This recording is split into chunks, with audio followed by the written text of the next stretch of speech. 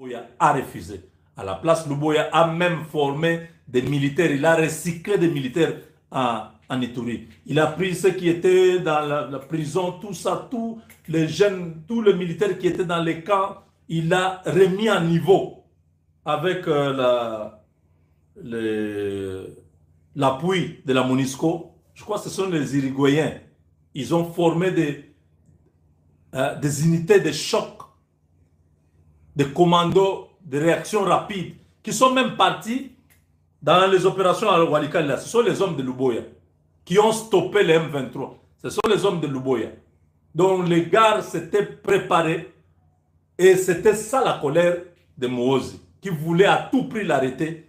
Luboya a dit, mais vous êtes en train de jouer. Il ne faut pas seulement parler, écrire sur Twitter. Il faut venir. Je vous attends. On m'appelle Nkashama.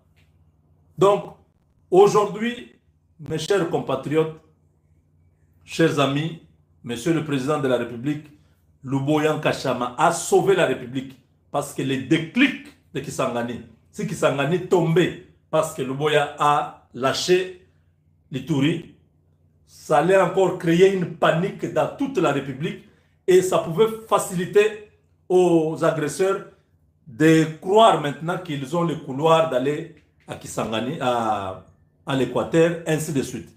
Le blocage de l'Ituri a sauvé tout.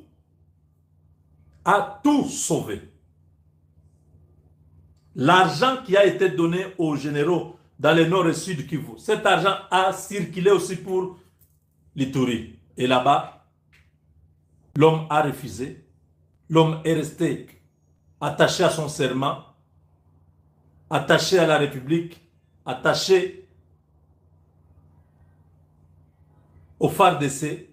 Et aujourd'hui, l'Ituri fait la fierté de la République. Tout ce que vous avez vu, les Thomas Lubanga, tout ça, c'était pour le fragiliser. Mais l'homme était intraitable. Il a envoyé ces hommes, ça ce sont des vrais guerriers. Ils ont frappé sérieusement. Lubanga a fui. Ces hommes ont fui. Aujourd'hui,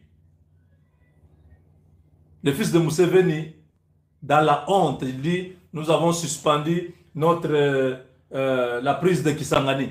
Non, parce qu'ils ont compris que s'ils forcent, ils seront aussi exposés dans le monde comme agresseurs. S'ils attaquent Luboya a refusé. Il a dit non, vos histoires là, pas ici. Moi, je ne prends pas votre argent, je n'ai pas besoin de trahir mon pays, je sers mon pays. Vous cherchez où aller, mais pas en Ituri. Ils sont venus. Les réunions que vous avez vues, là, tout ça, c'était la mascarade. Ces gens-là étaient en train de chercher comment les convaincre. C'est un militaire, il n'a pas voulu en parler, je crois. Peut-être comme il est parti à Kinshasa, c'est pour rencontrer le chef et lui en parler. Peut-être que le chef était déjà au courant.